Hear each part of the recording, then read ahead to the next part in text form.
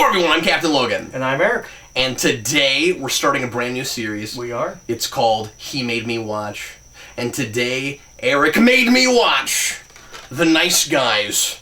This came out this year or last year? Came out a week after Civil War. Whoa. Yeah, talk about bad release times. So this is all Eric has talked about since it came out. I think the reason I wasn't sure if it was this year or last year is it feels like I've heard about this movie for a year. Well, it was my most anticipated film of the year.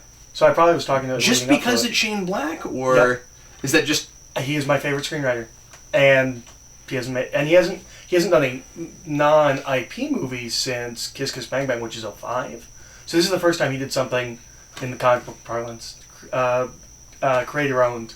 Oh, okay. Yeah, because the last thing he did was Iron Man. That wasn't something that farmed out to him. Mm-hmm. Yeah. Mm-hmm. Okay, so the point of this series is for one of us, and we'll go back and forth and take turns.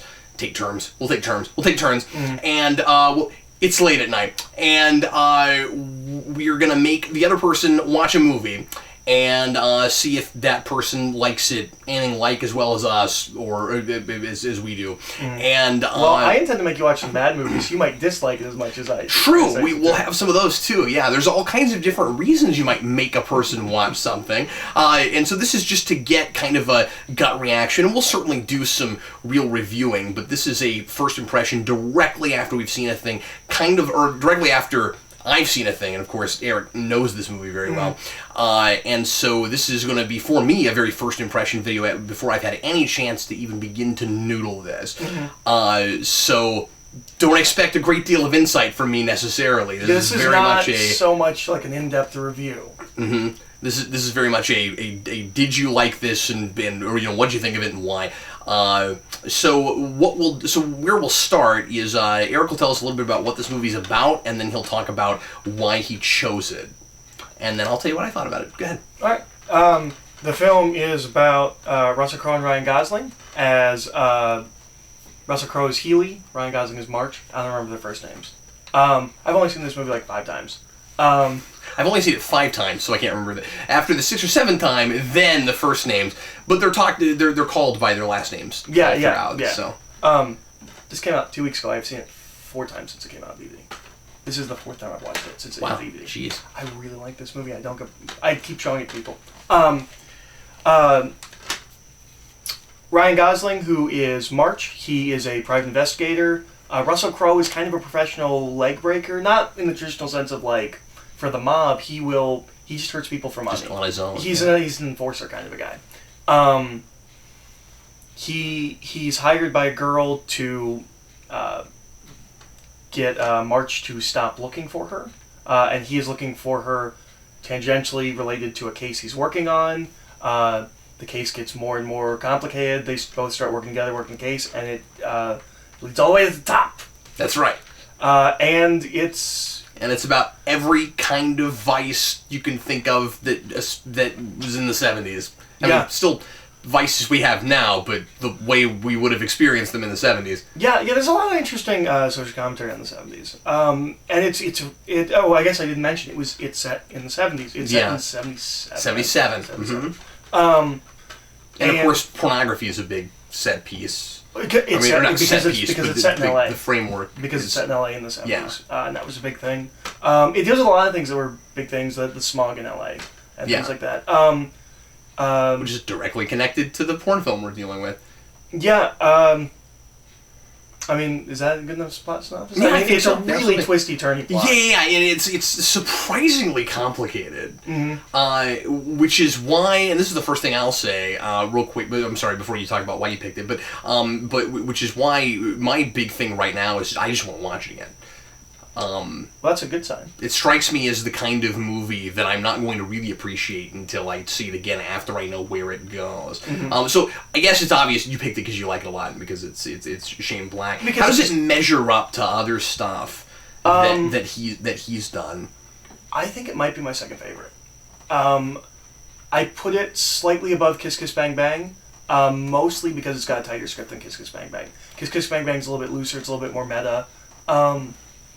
It's just an insanely tight script. And every time I watch it, I see more things where I'm like, oh, they, like, set up and payoff sometimes isn't the right word, but they put a thought in your brain that will come back later. Well, because it's so twisty and turning, I think it has a lot of bits that you forget about. Mm-hmm. And then something that can make it, oh yeah, I forgot about that. Yep. There's a character toward the beginning that comes back at the end. Yeah. A woman where I was like, oh yeah, I forgot all about her. And then suddenly and a woman that I was suspicious of. And then suddenly she shows up at the end and I'm like, oh, okay, I was like, I should have been waiting for her.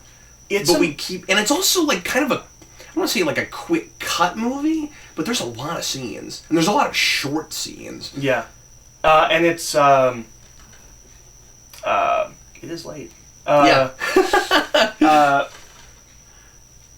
It's a film, and we don't make movies like this anymore. It's a film that trusts its audience. That's great. Yeah, you're right. Well, I think the microcosm of this is the within the film itself is the fight between Healy and Keith David. Keith David. Where at the very beginning of the fight, the gun goes into the jacuzzi, and we don't draw attention to it. We don't keep calling back to it. And at the end of the fight, his hand is in the jacuzzi, and he shoots him. I feel like if that was You're made... right, there aren't a million insert shots in this. Mm-hmm. Usually, is that your point? Yeah. So usually you'd cut right to the gun and show the audience where it went, and you just hold our hand through that whole thing. Yeah, and you keep reminding the audience throughout the fight. That's an excellent point. Yeah, we're not doing that. It's set up at the beginning, and we don't pay it off until it pays off. What's weird is that helps it to feel more visceral and realistic, and yet it's not a wholly realistic film. No. It's kind of, slapstick is not the right word, but it's goofy. It is. Right? No, it's... I mean, you can take it seriously, and I think it has an internal logic, but there's a lot of intentionally coincidental things that happen that I can't get upset about because it's that kind of movie. Like, it is a straight-up comedy. Well, and here's why I think you can't get upset about the coincidences. I actually don't think they should be called the nice guys. I think it should be called the lucky guys. Because you're right, because they are. Both ways. They do not just have good luck, they also have bad luck. Yeah, Things absolutely. happen just as coincidentally bad as they do good. And that's true for all of or nearly every or nearly every character in the film, not just the two guys. Yeah. But especially like the daughter. Yep. Because I like that she's probably my favorite character in the movie, and I like that she's not just the super smart teenager or preteen, tween, if that's still. Yeah, she's like 12. She's 13. They say. She's 13. Yeah. But like, you know, she could have been played too much as the super genius because there are a couple of major bits of the mystery that she solves. And she ends up being like super paramount to their solving the case, but she also makes mistakes, and she makes really naive, she's a kid, idealistic, and there's kinds of mistakes that you would make if you had. And I like that she doesn't just have his worldview, like her dad's worldview. Yeah, because I mean he's a complete fatalist. Absolutely, yeah.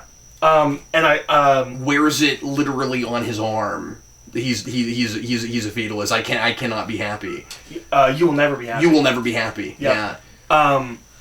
There's I think the wiping away the middle of it where it says you will be happy is maybe a little too on the nose by the end. I like it. But I think maybe I would on a second view. Like I don't know right now. I'm really. And I'm not up in the air about whether or not I liked it. I mean, hand me the sign. I'll go ahead and flip it. Like I think it is a really good movie. It is not my kind of movie by any stretch of the imagination. Well, but I told you it's an incredibly tight script, and I think nothing else you respect it for. Oh yeah, sure. And there's some good character study stuff, and that's a big thing that I want to watch it for again because I feel like there are a whole bunch of there's a whole bunch of really good symbolism and metaphor that enhances what these two guys are about and the parallels between them that I'm picking up bits of that I couldn't sit down and write an analysis about right now. Like I would need maybe another 2 viewings before I would feel comfortable doing like a Rewind United or something. Right. Well, and there's because I've seen this film a number of times at this point, and I always pick up more things. This time, the big thing that I picked up was when we were inside the daughter's room, she has Nancy Drew books, which of course she does. Of course she does. Yep. Yeah. Just little things like that. But there's a lot of we mentioned once that his wife is British, and that is there to set up later. He thinks to switch the dates the European way.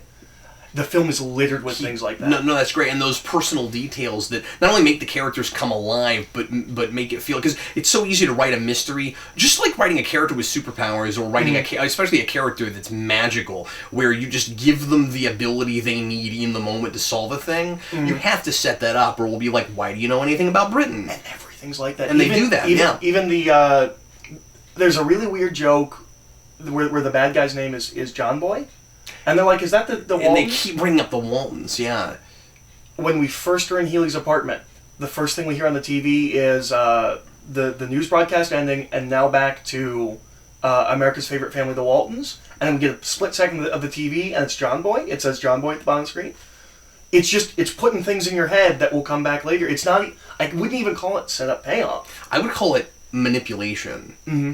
Well, the right kind of manipulation where it's almost subliminal. Yeah. Where put stuff in your brain, and not in the way where necessarily where when you get to it you're like I expected that but I don't know why. Like you'll think, oh, I didn't realize that was going to be significant, but because it put it in front of me I wasn't even thinking about it. But now I'm like, oh yeah, that thing was there. Mm-hmm. Yeah, and there's a lot of that. That's important. But you pick up on even more of them obviously if you watch it again. Yeah.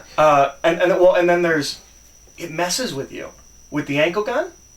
Yeah, it sure does. It does it it reverses it?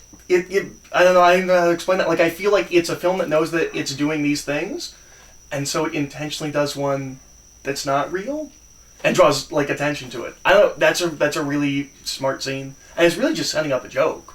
Yeah, some of my favorite things in it are, and there's not a lot of this, but are the dream sequences. Yeah. The in-scene sequence, because some of it is just stylistically and how it's shot. And I think Shane Black is a really good director. I do too. I know you like him more for his writing, but I think he's a really, if nothing else, competent director. Well, but this is only his third film as a director.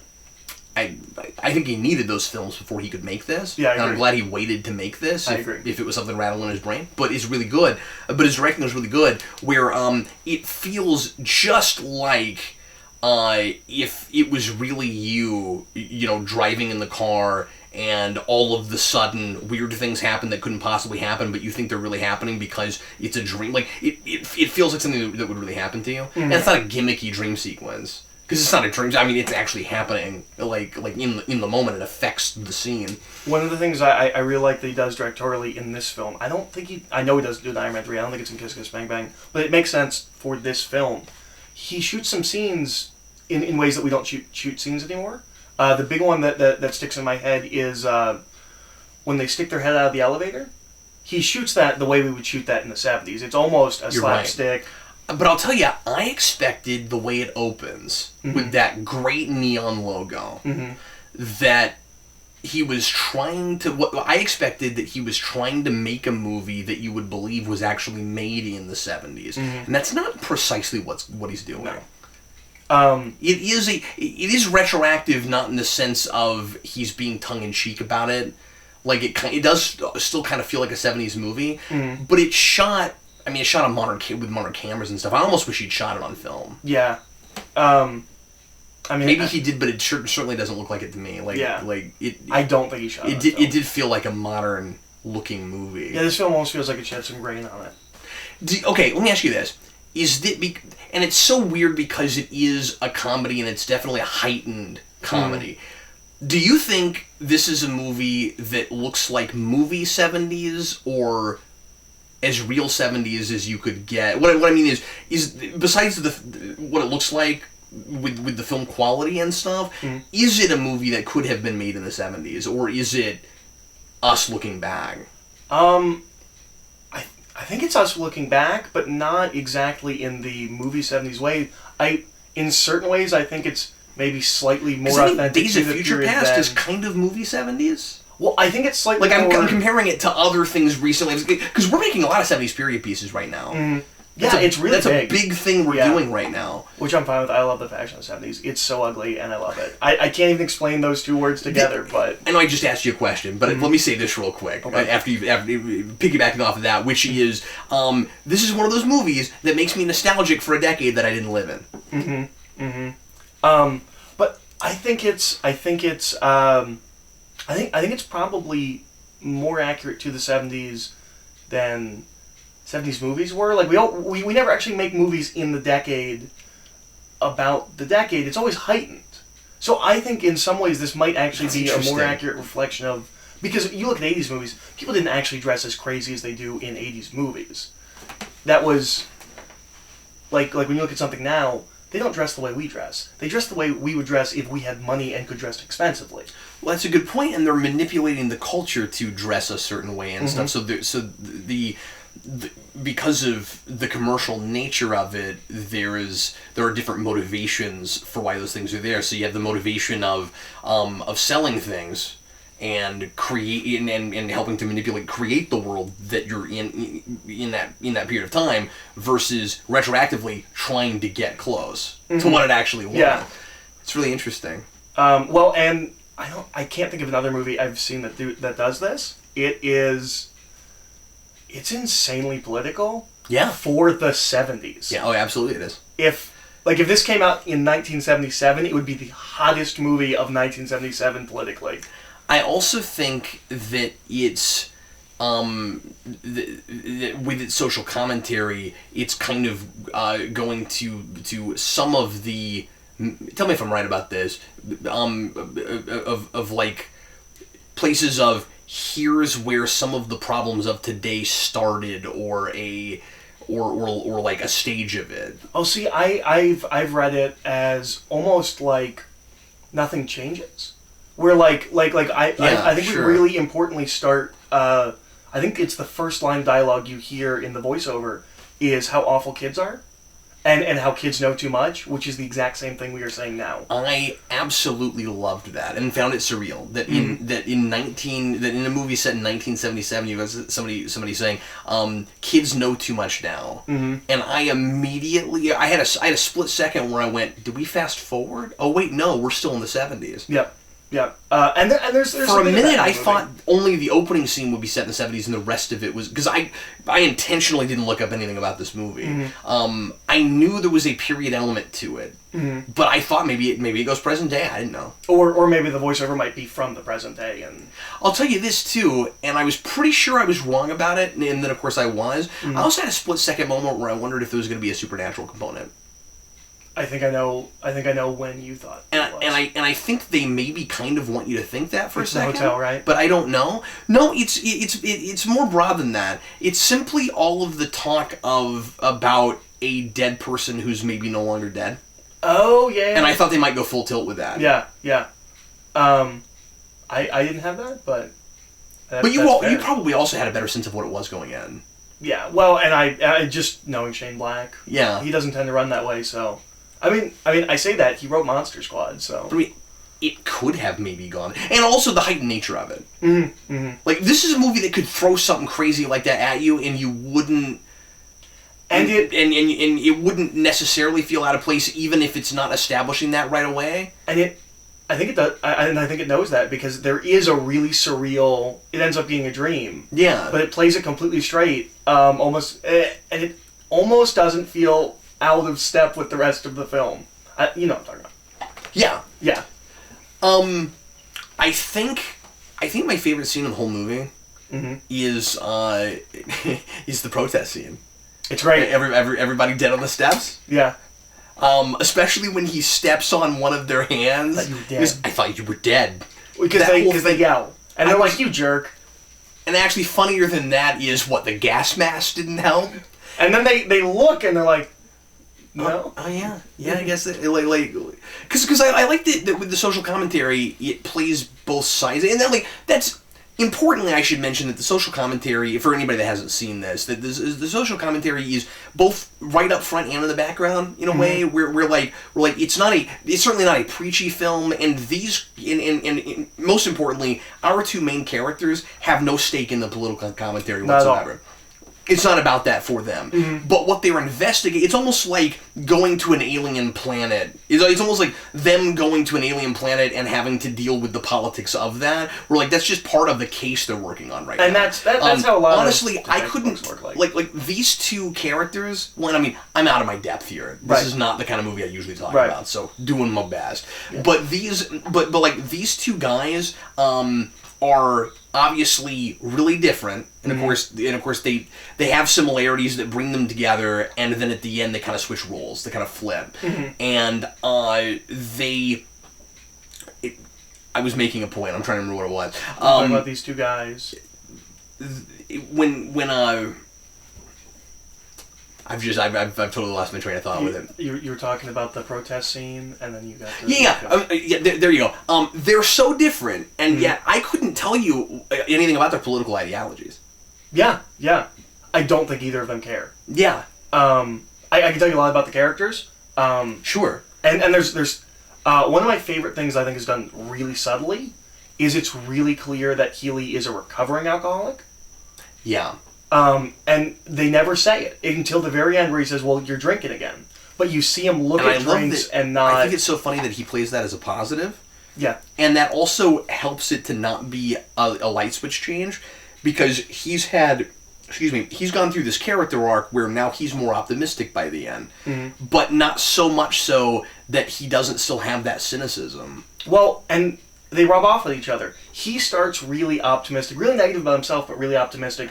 And he comes down a little bit. Right. And then March starts really negative, and he comes up a little bit. Right. But not too far. Yeah. And probably still not at the same level. Like, if they made a sequel, March would still be the more cynical one, and Healy would still be the more also positive really impressed that March is played as the dumb guy who's not completely dumb. Yeah. He says the stupidest things, and he does the stupid... At the very beginning, I said this while we were watching it. I was like, I would never shave in a car. Yeah. I would never do that. And I think that's such a great introduction to him. Because, like, once he cuts himself, that establishes what that character is. Mm-hmm. Well, and he's a smart guy, but he's a dumb guy. He's an intelligent guy, but he's a dumb guy. He's very impulsive. Or are you saying where it's like, he's... Well, but like you can't call him book smart. He's an idiot. No. Like the way he talks about Hitler and stuff, which is a very amusing running gag. Yeah. It's hard to peg him. Like he feels really, really real. And again, I need to watch it again. That's what's difficult about doing it like right after a thing. Mm-hmm. But he's got. I think the deal is he's got an innate raw intelligence. Mm-hmm.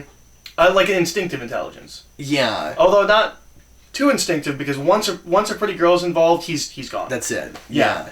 And then Healy could kind of care less. Yeah. Or couldn't care less, because that means you could care at least a little. Yeah, and he's both smarter and dumber than Marge in weird ways. But just comparing these guys, like this was the big challenge. Like while I was watching, I was like, okay, that's the big challenge. When we get into the video, I'm gonna have to talk about the parallels between these guys. And it's really nuanced. It's not really nuanced. It is not black and white. I want to be able to say, to sit here and break them down. This is the guy who represents this, and this is the guy. And they are not really. You can't really do that. Yeah. May I say that this might be, and I've not seen a great deal. Mm-hmm. This might be to date for me the best Russell Crowe performance. I love it. He does so much with his face in this movie. I think he kind of disappears. Mm-hmm. Russell Crowe, kind of. Yeah. Russell Crowe is. It helps that he put on like 50, 75 pounds. Yeah. I mean, good lord, he's like intentionally super out of shape in this. Yeah. Like, I couldn't believe that he went from Jarrell to that. It's crazy. I mean, I don't know what he did in between, but it hasn't been that long. Yeah, no, it's only 2 years. He probably only did one movie in between. If he did a movie in between, like, I couldn't tell you what it was. Maybe he had to get big for that movie too. Like maybe he did too. Because he's schlubby in this. No one should be Christian Bale and go back and forth like that. Yeah, if you're gonna get as skinny as you got to get for the Machinist, you need to find some other movie where you need somebody that looks anorexic. That's important. Yeah. Christian Bale does not have much longer to live. There's no way. No, and he's talked about that. He did ruined his body. Yeah. But yeah, no. I think Russell Crowe is really, really good in this movie. And I think Gosling is. I don't know Gosling. I do. I hear people talk about him all the time, and I did not know who that was. So like when I looked at the box, I was like, I don't know that guy. He's young Hercules. Have I seen him in anything? I mean, that, like, you would know that I've seen him in. Did you ever get conned into seeing The Notebook? Oh. No, The Notebook was one of those movies that in writing school was pounded into me as the constant example of what not to do, and I just never sat down and watched it. He's one of those guys, not unlike McConaughey, but faster than McConaughey. He does a lot of romantic comedies, a lot of leading roles, and then the past maybe 5 to 7 years, he switched and he started doing really artistic roles. Okay. His big movie is Drive. That's the big one where people are like, oh, he's an actor. Yeah. I think he's great in this. I really wish he was the Joker. That's interesting. I wouldn't have thought of that. Yeah, I really wish he was the Joker. But yeah, no. Well, and it's funny because while we were watching it, because I was reading a little bit, I thought we were going to get to this, and you were going to say, I really like Healy, I don't like Marge.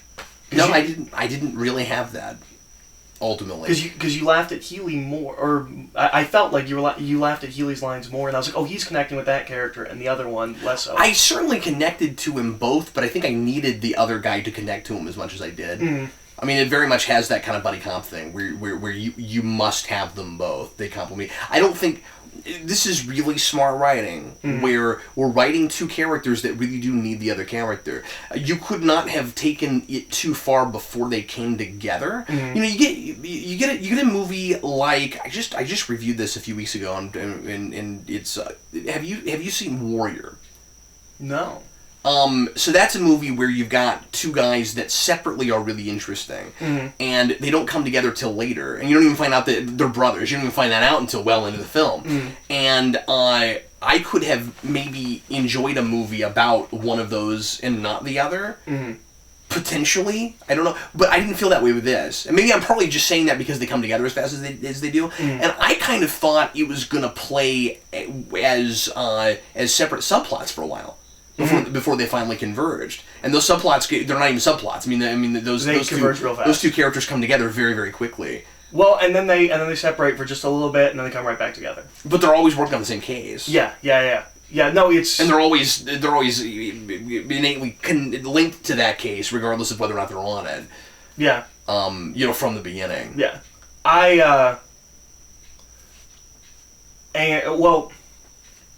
All I'm saying is, I don't think I would. I can't imagine watching a movie about Russell Crowe's character was the one that I was identifying more with, but I think I might have disliked him without the other guy. Yeah. Well, it's because he's more moral. Although he's also kind of not. Yeah, but he's scarier. Yeah. I mean, that's what's so cool about it. He's got a code, but his code goes certainly too far for my taste. But then the other guy, but then the other guy doesn't seem to have any kind of code at all. Which is funny because he's the one that talks about code. I love that. That was the thing I liked a lot too, and I also like. This is a thing I just thought of. That's really great. That I'm sure you thought of. You've seen it 5 times, but and this is just. It would be 7 because I saw it twice in theaters. I really like this movie. I've seen it many times, but this is many times. But this is a thing that is just in the movie where Russell Crowe's character toward the beginning talks about how he's thinking that maybe he should get a license, a private investigator, to be a private investigator, because those guys help people. And then we cut to a guy who it's questionable whether or not he helps people, and has the license, and I like that. I think we cut to him with the. I don't know if we cut to him. I just mean that then we're dealing with that guy, and when you contrast them, which of these is actually helping people more, and ultimately they need each other before I can really make a determination on that. Well, and I think that scene is specifically. I think it cuts to.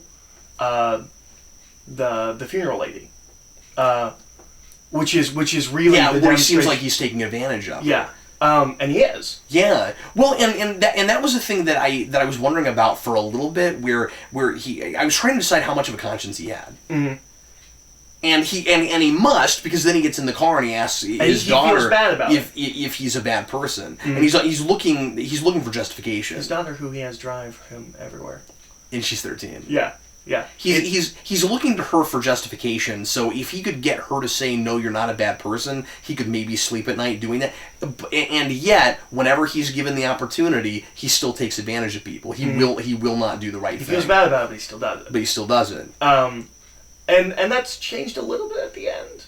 I mean, well, yeah. I mean, that's his character arc, and then Russell Crowe's character. I mean, it's sad because Russell Crowe's character arc is a tragic one to a degree. Right. Where by the end he almost kills someone, or allows them. No, he almost goes full tilt. Well, he kills someone in the middle. Is that what you're saying? No, I'm saying that but I'm saying that like he kind of. He almost loses his conscience, I guess, is well, and it's where that's interesting going. Because I guess I forgot he killed someone in the middle.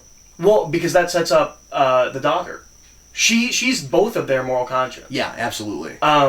She's the one who gets March to rise up and be more than he is, and Healy, she really becomes his almost literal moral conscience when it comes to killing. They have a really interesting relationship. Oh, I'd yeah. be interested to see if there was a sequel, which there won't be because nobody saw this movie. Well, and I wanted to talk. That's the last thing I wanted to bring up, which is I was bummed out at the end because it feels like a thing that really warrants a sequel. Yeah, really warrants it. Doesn't need one. No, doesn't have to. It's have a self-contained story. Didn't feel like a franchise movie, and I appreciate that. I didn't feel like it was sequel bait. No, it just. But it's. It's the next. It's the next case. Kind of a thing. Yeah, and if you did have another movie, this would feel like an origin story.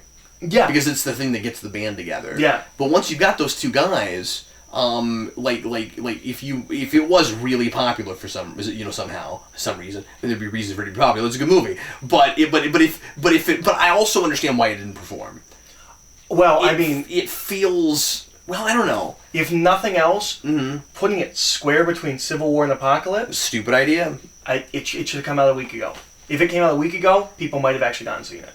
But anyway you slice it, that movie right now wouldn't have been big. I'm not sure it was the right time for that movie. I don't know when the right time is.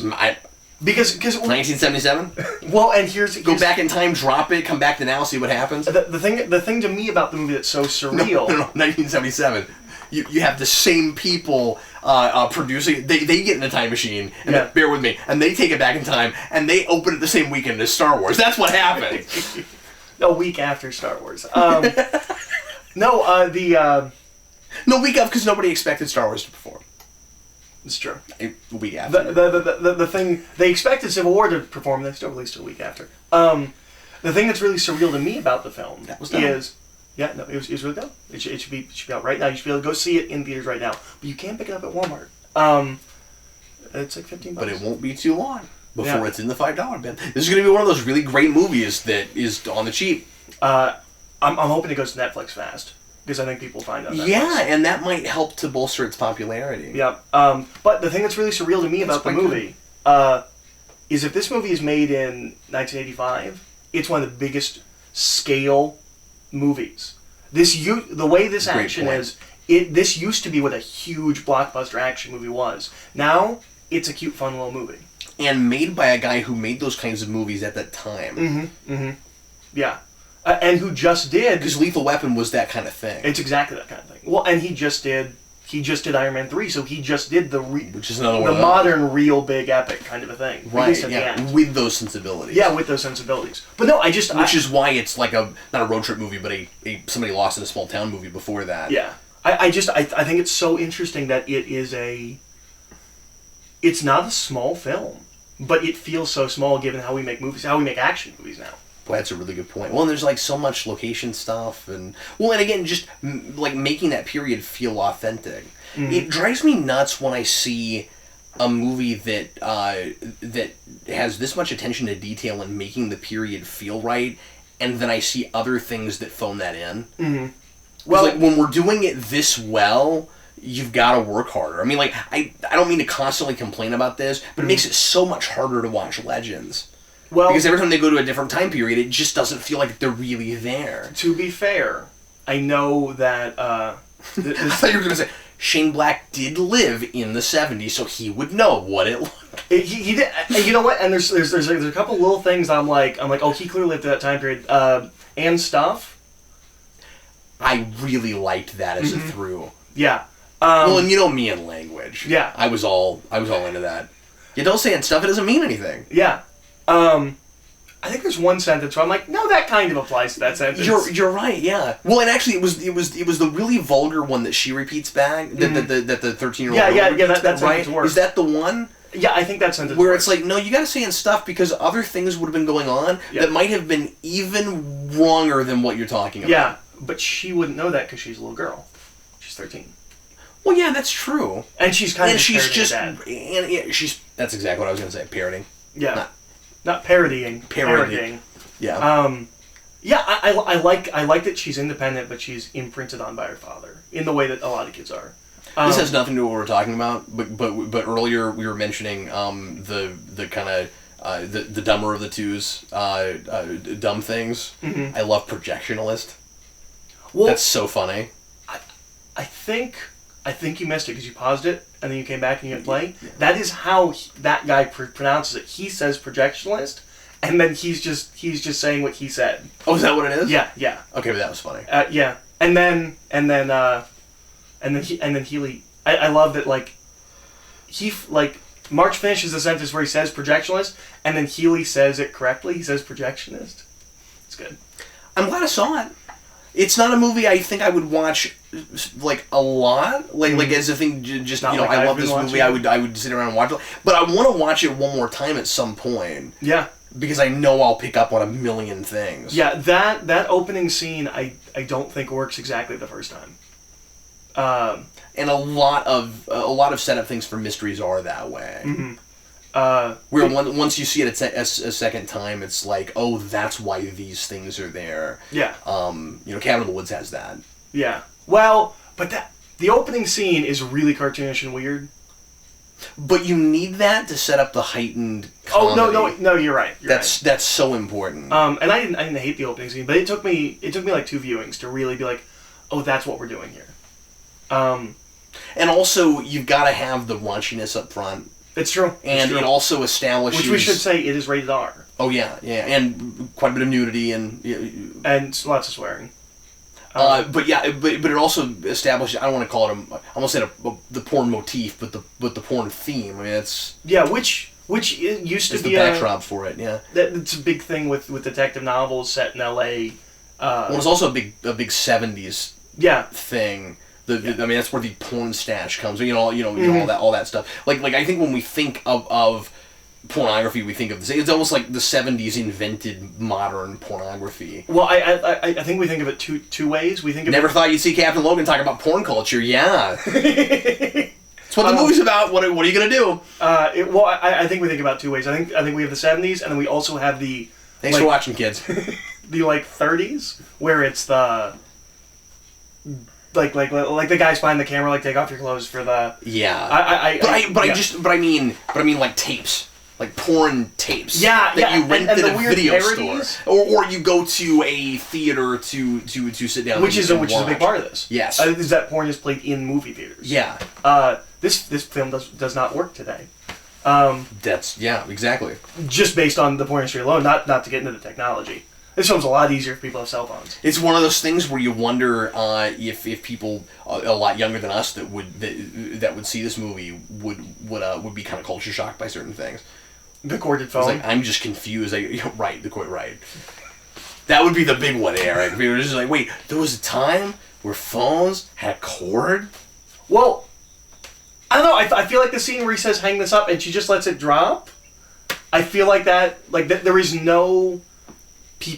Kids today, yeah. They have no point of reference for that. Like what? You wouldn't hand me your cell phone and say, "Hey, hang this up," right? Or hang up, hit the button. No, that's true. You're right. I think people should see this movie. I think it's a great film. Especially, I think this film should be taught. I could see you saying that. It's really tight. It's really tight. Yeah, you're right. It's a good example of good film writing. Yeah. Yeah, absolutely. And just story writing in general. But yeah. That's what I meant. Yeah. Yeah. Well, right, thanks a lot for watching. This is our debut for He Made Me Watch. Next time, I'm going to make Eric watch a movie that I've talked about on the channel, that I have actually done a commentary with Vince on the channel, and that Jason has spoiled. And is Batman not Ghostbusters. No, it's not. It's not. You know, Eric somehow or other never saw it. Batman in 1989. you know that's a big shock to people that know me from my channel. You know how a normal person sees Batman 89. He comes downstairs and gets some breakfast, watches Batman 89. And anyway, so one of my favorite movies of all time. It's a movie that I know is sappy. It's going to be interesting to see what Eric thinks about this movie. But Eric has somehow or rather never sat through Field of Dreams. So and you spoiled part of it. Like, I know nothing about this. You spoiled part of it on our road trip. I was like, I didn't even know that. I think you knew it was about baseball. I knew it was about baseball and starred Kevin Costner. That is all I knew about that film. And I may have spoiled 2 or 3 of the things that if they had surprised you might have helped you like it more if you end up not liking it. But we'll see. Now this is. Let me ask you this: were you pretty sure that I would like yours? Because I'm like this on Field of Dreams. Like, I'm sure if nothing else you would be impressed by how tight it was. I didn't know if you would think any of it was funny, and I didn't know if it would be. I laughed quite a bit. You did. I mean, there's a lot of funny stuff in that. And there's stuff that's just going off on mimes for no reason. Yeah, it's just so many like surprise lines of dialogue, like really clever things. I can't think of great examples right now. I just watched it, but like weird like reads on things that happen in everyday life where you think about it for a second, and you're like, that is true. It's one of those movies. Yeah. Just strange ways of looking at things. I think one of my favorite reflections of the real world is Munich, where he's like, yes, yeah, it's Munich. I love that. People do that all the time, where they do in fact think of the wrong word. They're like, yeah, that's what that word is. I think that's a really good one. Well, anyway, thanks a lot for watching. We'll Field of Dreams next time. So we'll see you again very shortly. I'm Captain Logan. I'm Eric. Thanks for watching, folks.